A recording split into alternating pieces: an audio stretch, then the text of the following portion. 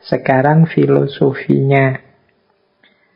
Ada 3 filosofi tentang logoterapi ini. Filosofi dasar lah ya, ini semacam dasar-dasar filosofisnya.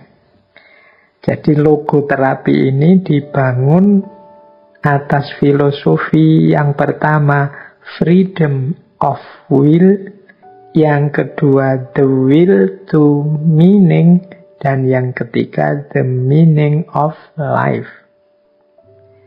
Ini sebenarnya pengertiannya sudah tercakup dalam penjelasan sebelumnya.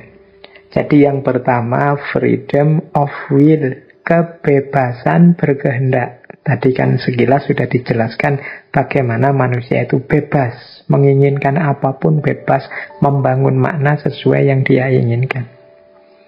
Yang agak ditekankan oleh Frankl ketika beliau menjelaskan kebebasan ini adalah bebas itu bukan berarti manusia bisa sesukanya, tapi di balik kebebasan ada tanggung jawab. Maka dalam pemikirannya Frankl, bebas itu tidak hanya freedom from, tapi juga freedom to. Tidak hanya bebas dari, tapi bebas untuk.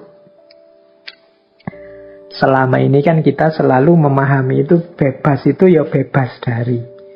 Tapi kata Frankl lebih penting lagi bebas untuk. Kalau bebas dari itu mungkin indikasi dan kategori-kategorinya lebih mudah dipahami. Wah, saya masih terjajah ini, saya terzolimi ini. Ini kan kelihatan. Perjuangan pembebasannya kelihatan. Kalau freedom from.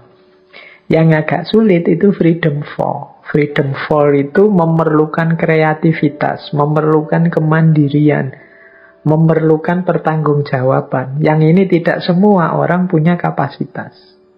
Banyak orang dibebaskan melakukan apa saja, tapi terus dia bingung, apa yang harus saya lakukan? Nah ini, dari sini kelihatan ya, freedom to atau bebas untuk itu tidak sederhana. Seolah-olah mudah. Kan berarti saya bebas, Pak, milih apapun. Itu tapi kita sadar kan, dalam pilihan itu dibaliknya ada tanggung jawab. Maka kita khawatir keliru. Khawatir tidak cocok, khawatir tidak pas.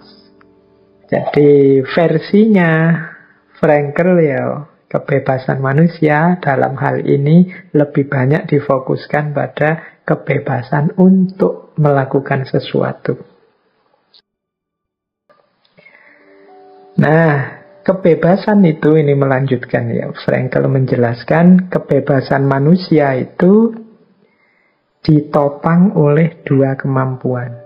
Kalau kita ingin mengimplementasikan kebebasan kita dengan bagus, dengan pas, sesuai, ya kita harus mampu yang pertama mengambil jarak dari situasi sekeliling kita, dan yang kedua bahkan mengambil jarak dari diri kita sendiri.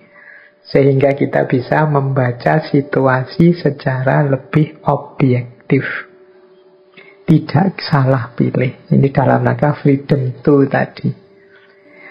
Nah, saya lanjutkan. Jadi yang pertama, filosofi dasarnya logoterapi itu freedom of will. Kebebasan untuk berkehendak. Filosofi yang kedua adalah the will to meaning. Jadi keinginan atau kehendak untuk hidup bermakna. Jadi manusia ini bukan sekedar sosok yang ingin hidup senang-senang saja, tapi dia juga ingin hidupnya itu berarti. Bahkan kata Frankl seperti saya jelaskan tadi di depan, manusia itu lebih sebagai makhluk pencari makna, tidak sekedar pencari kesenangan atau pencari kekuasaan. Jadi ini filosofi dasar yang kedua. Berarti manusia itu bebas, sementara dia adalah makhluk yang ingin hidup bermakna. Dan filosofi yang ketiga adalah the meaning of life, tentang makna hidup. Makna hidup itu, sejak tadi kita bilang makna itu maksudnya begini loh. Makna itu sesuatu yang kita anggap penting, benar, dan bernilai dalam hidup ini. Jadi misalnya kita mengusung makna hidup sebagai damai, perdamaian misalnya, itu nanti akan beda sikap dan perilaku dengan orang yang mengusung makna hidup adalah kemenangan atau keunggulan, dengan orang yang mengusung makna hidup adalah kesenangan, jasmaniah misalnya. Makna hidup ini penting karena dialah yang mendorong kita jadi bersemangat untuk hidup. Makanya hati-hati, makna yang keliru bisa saja menjerumuskan kita. Makna yang tidak pas bisa saja nanti malah menyusahkan kita. Misalnya ya, kita menempatkan makna besar bahwa hidup ini eksis itu berarti terkenal. Misalnya, maka kita melakukan segala cara agar terkenal, agar followernya banyak, agar diikuti banyak orang, agar yang saya sampaikan selalu jadi pusat perhatian. Seperti hari ini, kan ini hari ini peradaban kita, peradaban citra. Orang banyak menempatkan makna hidup itu pada kemasyhuran dan keterkenalan. Nah, ini ya pada titik tertentu ketika kita sadar bahwa ternyata kemasyhuran, keterkenalan itu fana. Fana itu ya, dia akan musnah pada gilirannya. Dia tidak akan banyak membantu kita menemukan ketenangan hidup, kenyamanan hidup, kesejahteraan hidup. Ya mungkin kita akan sampai pada titik krisis makna. Atau misalnya kita menetapkan makna hidup yang penting, yang berharga, yang bernilai itu kekayaan. Nanti satu ketika kita sampai pada titik di mana kekayaan ternyata tidak ada gunanya untuk mengatasi problem kita, ya kita akan sampai pada krisis makna. Ketika sampai pada titik krisis pemaknaan hidup, kita merasa hidup ini hampa, hidup ini kosong, hidup ini tidak ada artinya. Maka penting aspek the meaning of life ini. Makna dari hidup. Jadi kunci filosofi dari logoterapi ini ada 3. Yang pertama freedom of will atau kebebasan berkehendak. Yang kedua the will to meaning, kehendak untuk hidup bermakna. Dan the meaning of life, makna hidup yang kita percayai. Kita lanjutkan. Kembali membahas makna hidup. Nah, di sini kita akan lanjutkan dengan membahas apa sih isi atau maksud dari makna hidup tadi. Tadi kan sekilas sudah saya jelaskan pentingnya makna hidup. Nah, aspek-aspek yang merupakan makna hidup, yang jadi dasarnya makna hidup kita. Ini menurut Frankl ada 5 aspek yang membentuk pemaknaan kita terhadap hidup. Aspek yang pertama adalah arti hidup. Jadi makna hidup itu antara lain berarti apa yang kita anggap berharga dan kita tuju dalam hidup ini. Inilah makna hidup. Jadi misalnya ya, seperti Frankl dan kawan-kawan tadi. Mungkin dia merasa ketika di kamp konsentrasi hidupnya tidak lama lagi. Mungkin kemudian di situ dia memaknai hidup ini, umur panjang atau umur pendek tidak masalah, yang penting hidupku bahagia. Yang penting bisa menikmati apa dari waktu yang tersisa ini. Nah ini hubungannya dengan arti hidup. Jadi makna hidup yang pertama itu berhubungan dengan yang kita anggap berharga dalam hidup dan yang kita jadikan tujuan hidup. Yang kedua, makna hidup itu berhubungan dengan kepuasan hidup. Jadi penilaian kita terhadap hidup ini, kita puas enggak? Atau kita kurang puas enggak? Sejauh mana kita nikmati, kita puasi hidup kita ini. Ini kepuasan hidup. Jadi makna hidup itu penilaian kita terhadap hidup kita sendiri. Bagaimana sih hidup yang membuat kita puas itu? Nah, ini nanti berhubungan dengan makna hidup. Hidup puas itu ya kalau saya sukses, dapat gelar doktor, kemudian punya harta banyak, punya anak, punya istri yang sejahtera misalnya. Jadi makna hidup berhubungan dengan kepuasan hidup. Yang ketiga, makna hidup juga berhubungan dengan kebebasan. Berarti apa? Kita bebas mengekspresikan, menentukan apa-apa yang kita anggap berharga atau bernilai. Mungkin ada orang yang sukses, kaya raya, tapi sebenarnya dia tidak menginginkan itu. Dia terpaksa saja di situ. Sehingga meskipun dia sukses atau kaya raya, dia merasa hidupnya tidak bermakna. Dia tidak bebas mengekspresikan keinginannya. Dalam sejarah kan banyak itu kan, ada para raja yang kemudian merasa terkungkung, akhirnya keluar dari kerajaannya, mengekspresikan dirinya secara bebas sesuai makna yang sudah dia dapatkan. Ada Buddha, ada kemarin Sufi itu Ibrahim bin Adham, itu kan prinsip makna hidupnya berbeda dengan yang sebelumnya dia jalani.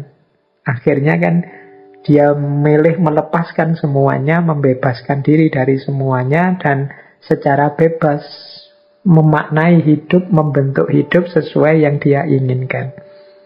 Jadi di antara dasarnya makna hidup itu kebebasan. Jadi hidup nyaman, terjamin, tentram, tapi tidak bebas, ya orang tetap merasa hidupnya hampa, tidak bermakna, tidak sesuai yang dia inginkan.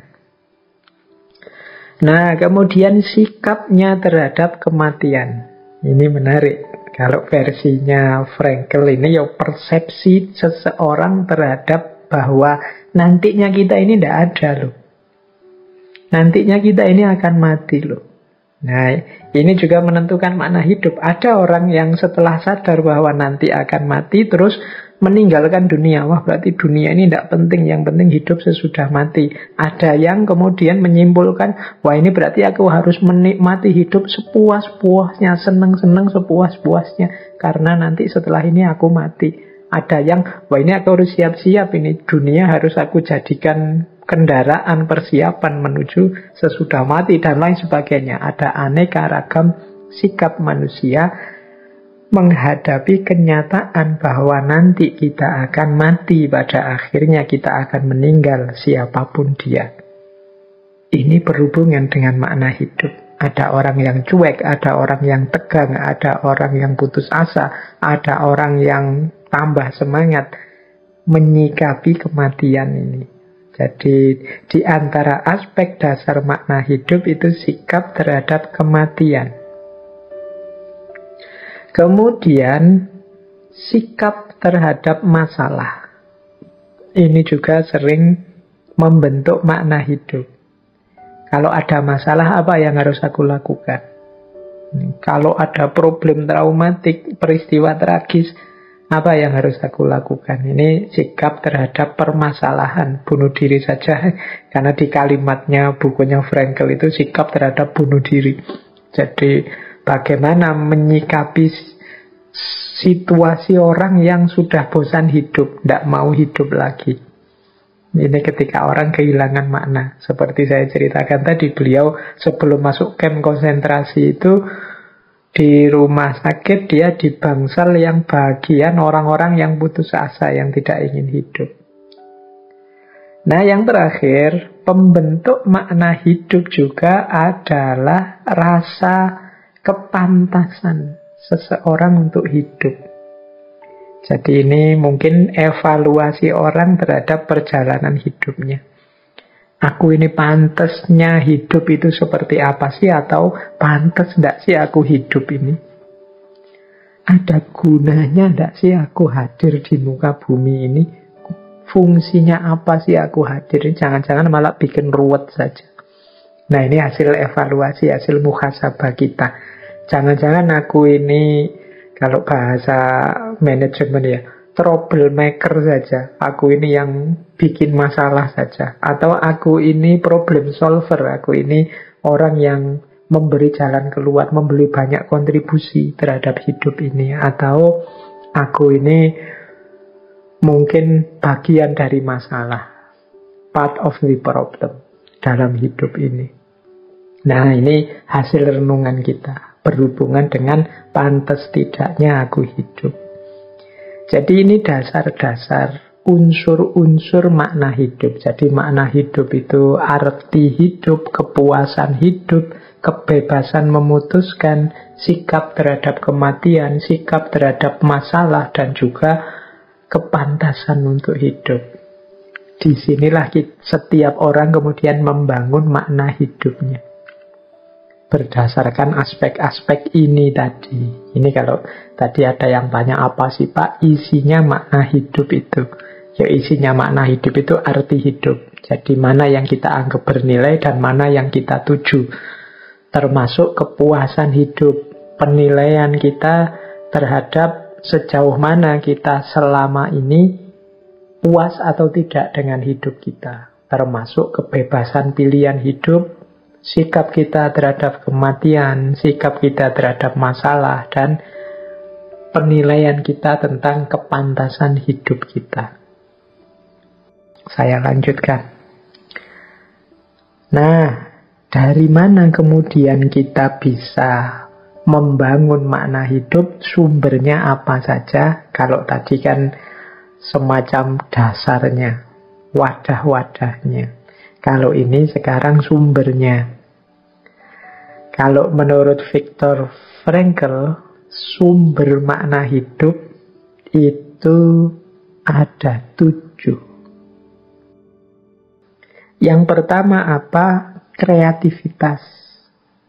Atau apa yang kita berikan pada hidup ini. Jadi misalnya ya, kita ini guru atau dosen atau ustadz atau apa, itu kan saya bisa sedikit-sedikit memberi kontribusi ilmu, wawasan pada murid-murid, pada mahasiswaku. Nah, ini kreativitas karya. Saya bisanya nulis, saya bisanya memberi manfaat lewat tulisan-tulisan saya. Nah, ini juga bisa jadi sumber makna hidup. Jadi hidupku bermakna lewat tulisan. Makna hidupku sesuai dengan apa yang aku ajarkan. Jadi kreativitas itu kita memberi makna hidup berdasarkan apa yang kita berikan dalam hidup ini. Apa kontribusi apa yang kita berikan untuk kehidupan. Nah, bisa juga makna hidup itu kita ambil dari pengalaman. Kalau ini kebalikannya. Kreativitas. Kalau kreativitas kan makna hidup sesuai yang kita berikan. Kalau pengalaman ini makna hidup sesuai yang kita terima dari kehidupan. Misalnya kebenaran, keindahan, atau cinta. Saya mengalami hidupku bertaburan kasih sayang dari orang tua, dari lingkungan, dari teman, dari sahabat. Maka hidup ini menurutku yang paling bermakna adalah persahabatan dan hubungan antar manusia. Nah, ini makna hidup yang sumbernya pengalaman. Sumber ketiga, makna hidup itu bisa dari pilihan sikap kita terhadap situasi-situasi di sekeliling kita. Misalnya ya kita ngalami bencana, ngalami penyakit, ngalami penderitaan, mengalami kematian demi kematian. Nah ini kita bisa membangun makna sesuai yang kita inginkan. Membangun sikap sesuai yang kita inginkan. Pak, saya ingin jadi orang yang sabar. Ada masalah apapun, saya kuat menanggungnya. Nah ini bisa jadi sumber makna hidup. Jadi sikap-sikap yang kita ambil dalam hidup ini bisa jadi dasar kita menetapkan makna hidup. Atau bisa juga self-preoccupation. Self-preoccupation itu apa yang kita lakukan untuk memenuhi kebutuhan kita. Nah, saya ini Pak, orangnya pantang menyerah. Saya itu pekerja keras. Saya itu pembelajar yang tekun, yang rajin. Saya itu, ini upaya-upaya kita untuk memenuhi kebutuhan hidup kita. Self-preoccupation. Atau ya kemandirian kita memenuhi kebutuhan-kebutuhan kita. Ini bisa jadi sumbernya makna hidup. Kemudian bisa juga lewat capaian-capaian individu. Prestasi-prestasi kita, kemudian kenyamanan-kenyamanan hidup yang menurut kita unik, tidak sama dengan yang lain. Misalnya gini loh, ada orang-orang itu semuanya kok dikejar-kejar oleh dunia. Saya santai sajalah, saya nikmati apa adanya. Loh, ini kan makna versi individual kita tentang hidup. Jadi melalui capaian-capaian atau keunikan-keunikan penghayatan kita sendiri terhadap hidup pribadi kita. Termasuk mungkin prestasi-prestasi kita, termasuk mungkin hal-hal unik yang menurut kita tidak dimiliki orang lain. Nah ini sumber makna hidup, sesuai dengan penghayatan individual kita. Bisa juga makna itu kita bangun dari masyarakat, pengaruh lingkungan, norma-norma sosial, budaya di sekeliling kita. Itu bisa, kalau ini jamak umum. Biasanya orang itu cita-cita, tujuan hidup itu bisa diambil dari buku-buku, nasihatnya ustadz-ustadz yang dipercaya, atau norma-norma sosial yang ada, dan lain sebagainya. Nah, ada juga self-transcendent. Self-transcendent itu kita membangun makna hidup dengan cara melampaui semua kondisi kita saat ini. Kita hayati situasi kita, kemudian kita tuju, kita target melampaui situasi dan diri kita saat ini. Namanya self-transcendent. Aku ingin jadi sosok yang sangat dekat dengan Tuhan misalnya. Itu kan melampaui kondisi saat ini, itu kan nanti untuk yang akan datang. Sekarang sedang aku cita-citakan, aku tuju, dan aku jadikan makna hidup yang hakiki. Nah, ini namanya self-transcendent.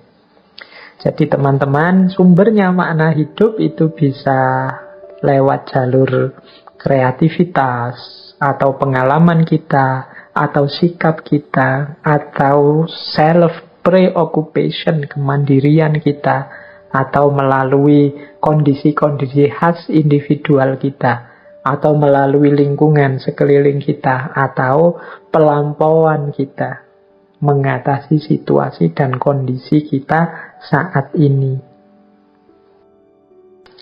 Nah, kalau tadi sudah sebelumnya kita jelaskan dasar-dasar, filosofi, aspek-aspek, dan juga sumber-sumber makna hidup, sekarang kita bahas kondisi pahitnya, kondisi yang negatif. Nah, seperti tadi sedikit-sedikit saya singgung kan, ada kondisi yang negatif, yaitu kondisi orang yang hidup tanpa makna. Ini kondisi patologis namanya. Ada masalah dalam jiwa seseorang yang hidup tanpa makna. Ada beberapa situasi yang indikasinya ke sana. Yang pertama adalah gangguan namanya neurosis nugenik. Ini mungkin Kita pernah ketemu orang yang seperti ini. Orang yang merasa hampa, merasa bosan, putus asa, dia mengeluh terus. Dia susah disuruh inisiatif, tidak semangat hidupnya. Menganggap hidupnya ini tidak ada artinya lagi. Dia cuek dengan apa yang ada yang terjadi sekelilingnya. Ini patologi. Ada problem dengan jiwanya. Kalau teman-teman ketemu dengan orang-orang dengan gangguan neurosis nogenik ini, ya kalau mampu bisa melakukan semacam logoterapi yang dijalankan, dicontohkan oleh Viktor Frankl tadi. Pelan-pelan kita tuntun dia untuk menemukan makna hidup, untuk menemukan arti penting hidupnya. Mungkin dari kreativitasnya atau dari pengalamannya, dari kebebasan bersikapnya, dari kemandiriannya, dari ciri khas individunya, atau dari tradisi di sekeliling dia, atau orientasi ke depan, self-transcendennya. Jadi karena ini problem tanpa makna, kasihan. Orang seperti ini lama-lama dia jadi tidak ingin hidup lagi karena dia menganggap hidup itu tidak ada artinya. Hidup ini hampa, dia putus asa. Kalau dalam agama kan bahkan putus asa itu dikategorikan orang yang kufur. Jadi maka yuk kita dampingi, kita temani kalau ada saudara, teman, sahabat kita yang ada di titik ini. Kalau agak mengkhawatirkan ya boleh dibawa ke psikiater. Nah, ini yang pertama. Ada lagi yang kedua. Ini juga gejala patologis. Kalau ini terlalu keras, karakter yang totaliter, ini mudahnya orang yang memaksakan maknanya pada orang lain. Memaksakan tujuan, kepentingan, kehendaknya pada orang lain. Tidak mau diberi masukan. Kalau dikritik marah-marah, menganggap dirinya pasti benar dan selalu benar. Ini juga patologis. Karakter totaliter ini. Ya setiap orang punya makna. Orang totaliter itu memaksakan maknanya pada orang lain. Dia tidak bisa dikritik, tidak bisa menerima masukan, tidak sadar kenyataan orang lain juga punya makna hidup sendiri. Ini juga akan jadi bagian dari masalah dan juga troublemaker dalam kehidupan kita. Ya mudahnya mari kita introspeksi ya untuk diri kita sendiri saja. Karena kadang-kadang kita itu, kalau saya bilang seperti ini, yang terbayang di kepala teman-teman kan orang yang tidak disukai oleh teman-teman. Entah kelompok yang mana atau kubu yang mana. Sehingga akhirnya tidak ada perbaikan. Wong kita menuju orang lainnya kan tidak mau dengan apa yang kita sampaikan. Maka mari kita untuk muhasabah diri sendiri kita saja. Jangan-jangan kita sering seperti ini. Memaksakan makna hidup kita agar diakui dan diterima oleh orang lain. Padahal setiap individu seperti pandangannya Frankl tadi itu kan sosok yang otentik. Mereka itu setiap orang punya makna hidup sendiri-sendiri. Mereka punya dasar dan sumbernya sendiri-sendiri. Itulah mengapa bahkan kalau Al-Quran sendiri kan bilang bahwa ya memang manusia itu fitrahnya beda-beda. Allah yang menjadikan syir'atan wa minhajan. Setiap orang punya jalan, punya cara hidup sendiri-sendiri sesuai maknanya masing-masing. Maka memaksakan makna itu sebenarnya ya nabrak sunnatullah. Boleh kita menyampaikan yang benar menurut saya ini loh, makna yang cocok dalam hidup ini yang pas ini. Tapi jangan memaksakan makna pada orang lain. Orang lain punya penghayatan dan perspektif sendiri. terhadap kehidupan. Maka kalau keinginan agar orang mengikuti makna kita itu mengeras, menguat, sampai memaksakan keinginan kita pada yang lain, ya jadinya karakter totaliter. Oke, kemudian ada karakter konformis. Kalau ini kebalikannya totaliter. Karakter konformis ini orang mirip dengan dulu waktu kita membahas people pleaser. Orang yang tunduk saja, ikut saja pada lingkungan dan orang lain di sekitarnya, tidak peduli aspirasinya sendiri, tidak peduli kepentingannya sendiri, tidak peduli pemikirannya sendiri. Dia abai terhadap dirinya sendiri, mengorbankan dirinya. Ini karakter yang konformis. Kebalikannya totaliter tadi. Dia justru tidak punya jati diri, tidak punya makna hidup. Tidak punya makna hidup, kemudian dia hanya ikut saja orang lain, ikut saja lingkungan. Dia menafikan aspirasinya sendiri, kepentingannya sendiri, pemikirannya sendiri.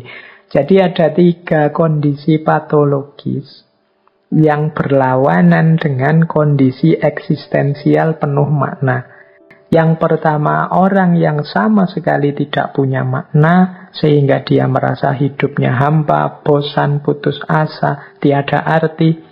Yang kedua, seorang yang totaliter yang merasa maknanya adalah satu-satunya, pasti benar dan tidak bisa dikritik, memaksakan makna pada yang lain.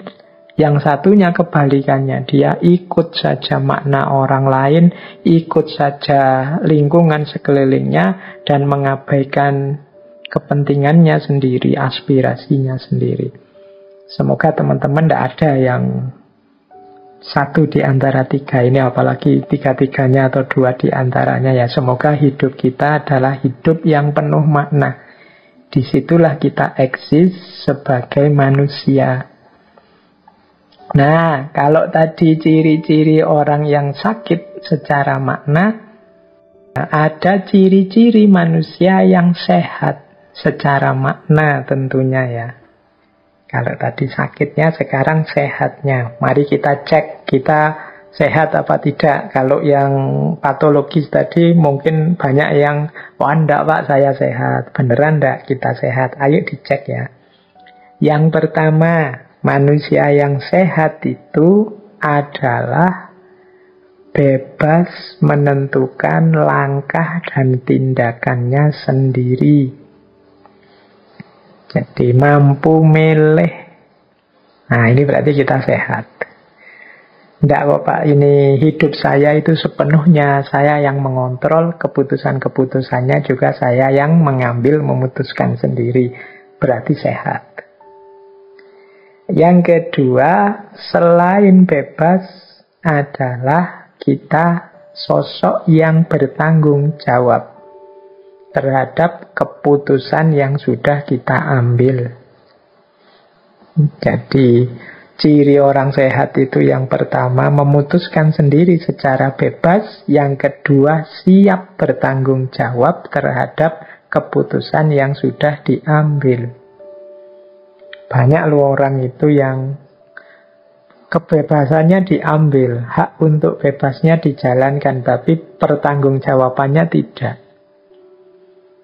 Bebas ngomongnya diambil, ngomong macam-macam, tapi yuk bantu kalau gitu kita perbaiki situasi. Oh, itu bukan tanggung jawab saya. Nah, ini bebas memutuskan, ya harusnya bebas, siap bertanggung jawab terhadap keputusan itu. Itu cirinya orang sehat.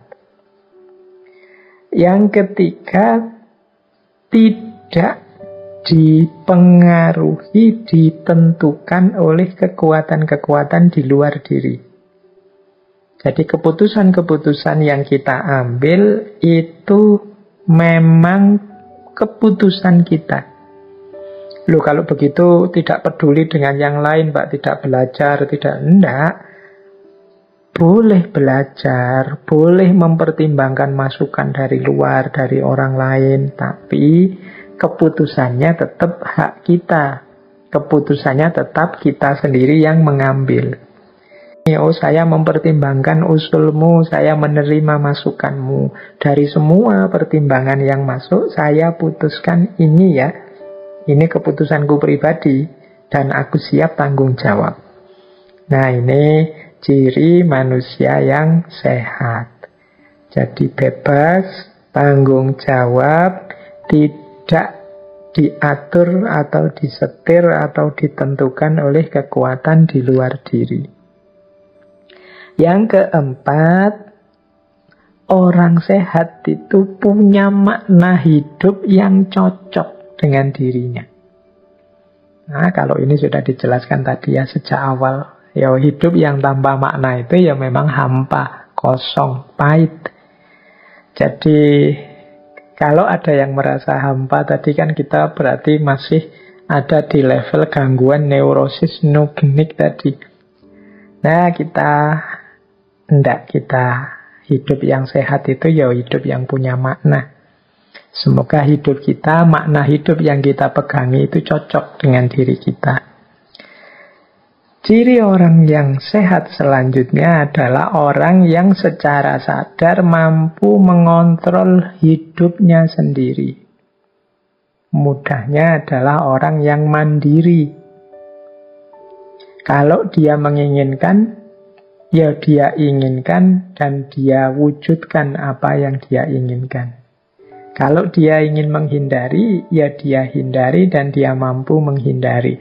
Ini namanya orang hidup yang sadar dan mampu mengontrol dirinya sendiri.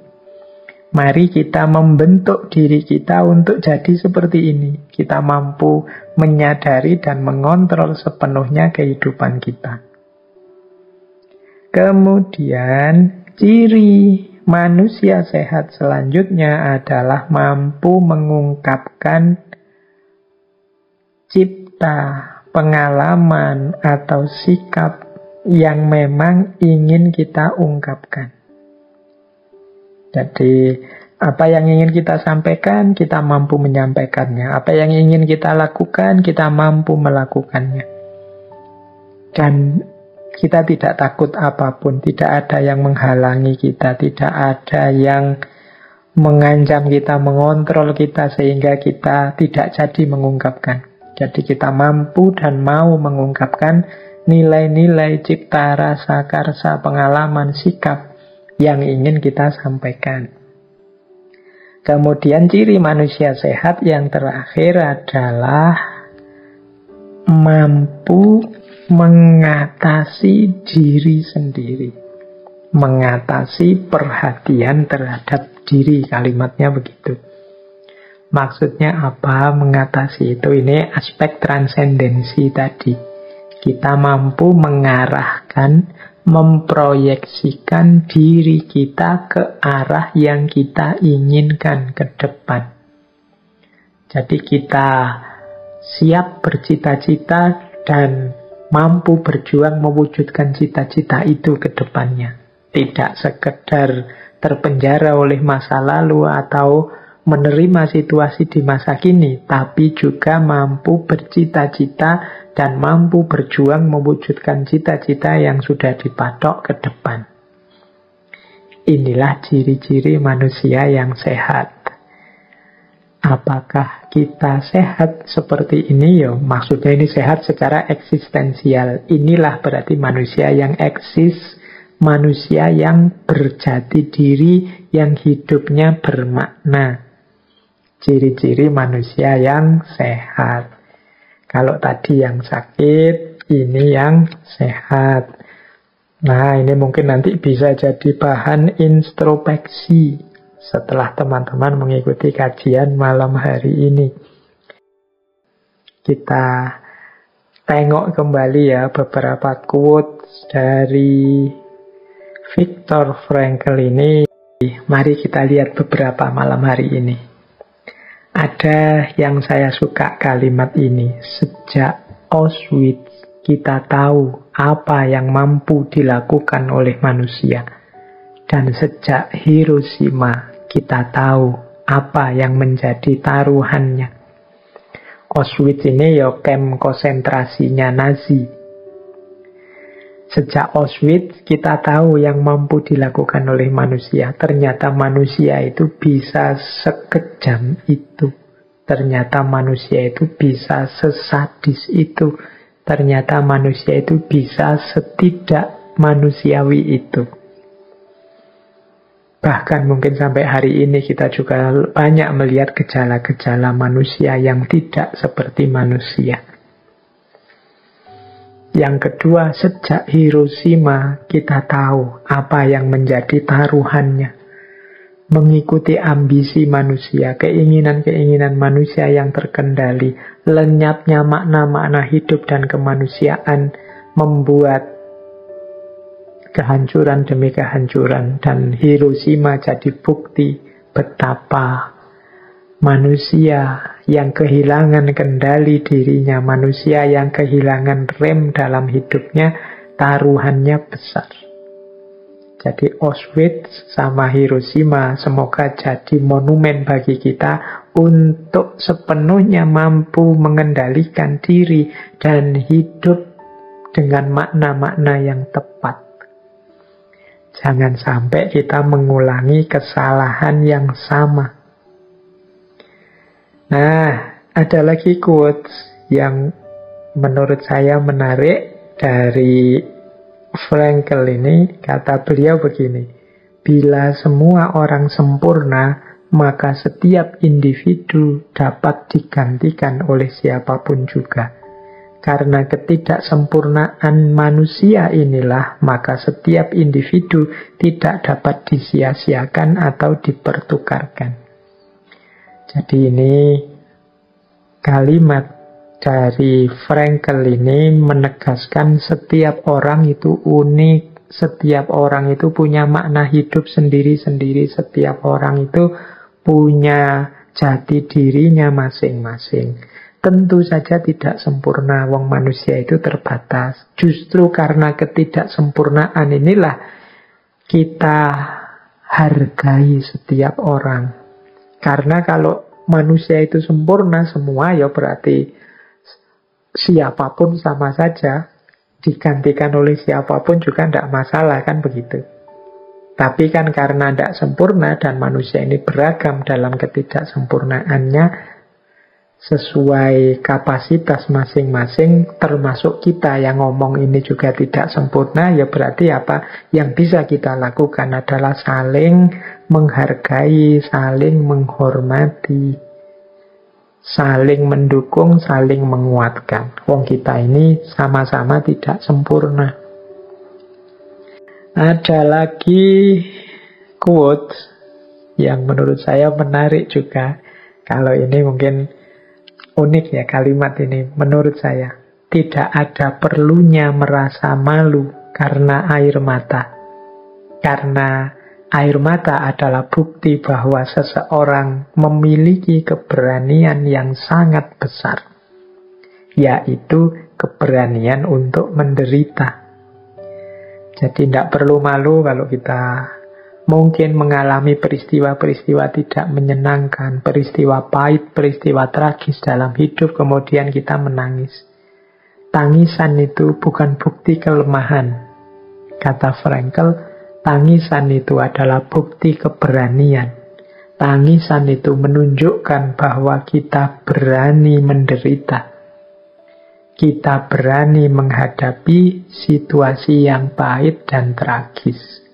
Yuk, sampai kita menangis itu kan menunjukkan kita sedang menahan. Kita sedang menerima dengan gagah berani kepahitan itu sampai air mata kita mengalir. Kita tidak melarikan diri dari masalah. Kita hadapi meskipun pahit dengan air mata bercucuran. Maka tidak perlu merasa malu karena air mata adalah bukti bahwa seseorang memiliki keberanian yang sangat besar, yaitu keberanian untuk menderita. Nah, terakhir, ini saya baca di akhir karena menarik quotes yang terakhir ini. Kata Frankl, ini untuk teman-teman yang masih muda ya, dia punya konsep menarik tentang kesuksesan.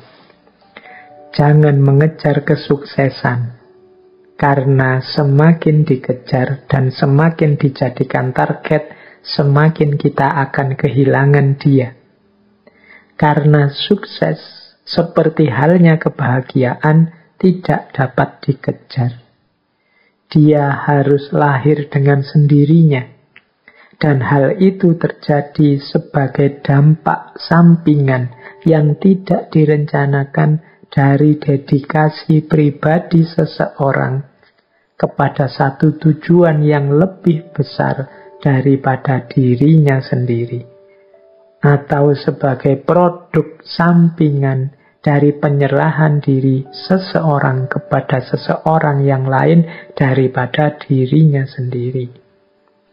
Kebahagiaan harus terjadi, dan hal yang sama berlaku untuk kesuksesan. Kita harus membiarkannya terjadi dengan bersikap tidak peduli tentang itu.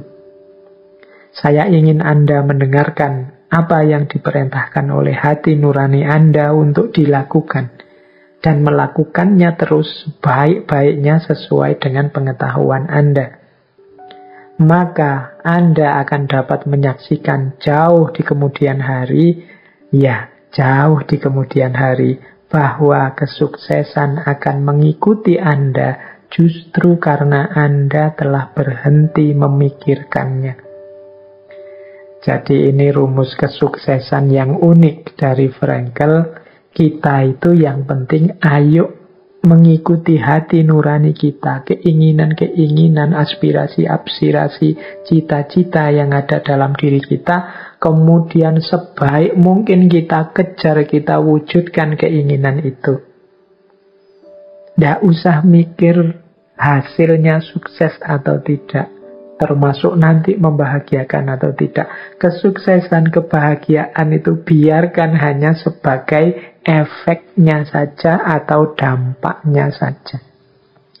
Konsentrasi kita hanya pada melakukan sebaik mungkin yang kita bisa untuk mewujudkan keinginan-keinginan kita, untuk mewujudkan makna-makna hidup yang kita yakini. Itu saja. Jadi makanya sering saya bilang, manusia itu kewenangannya hanya pada usaha dan upaya. Hasil, keberhasilan, dan juga kesuksesan itu tidak di tangan kita. Kalau kita hanya fokus ke situ, ya mungkin nanti lahir banyak kekecewaan-kekecewaan, atau justru kita tidak sampai ke sana, malah meleset. Maka Frankl memberi nasihat, yuk kita berikan yang terbaik yang kita mampu. Insya Allah nanti kesuksesan dan kebahagiaan akan muncul sebagai efeknya. Jadi tidak sebagai yang kita tuju. Karena kalau dia kita jadikan tujuan, pikiran kita ke situ terus, akhirnya kita lupa untuk memberikan yang terbaik. Akhirnya juga tidak tercapai. Jadi mari teman-teman, rumus dari Frankl ini mungkin bisa kita renungkan, kemudian kita temukan relevansinya dalam hidup kita. Cocok apa enggak ya kalau seperti ini. Jadi sering saya bilangkan dulu, ayo kita belajar. Urusan nanti pinter apa tidak, itu di luar kuasa kita. Serahkan semua pada Allah. Ayo kita berusaha sepenuhnya, hasilnya seperti apa, serahkan pada Allah. Bisa jadi kita akan sukses, bisa juga kita lebih sukses. Tidak sebagaimana yang kita bayangkan, ternyata jauh lebih besar dari itu. Dan berkali-kali saya mengalami yang seperti itu. Semoga bisa juga teman-teman mengambil pelajaran dari situ.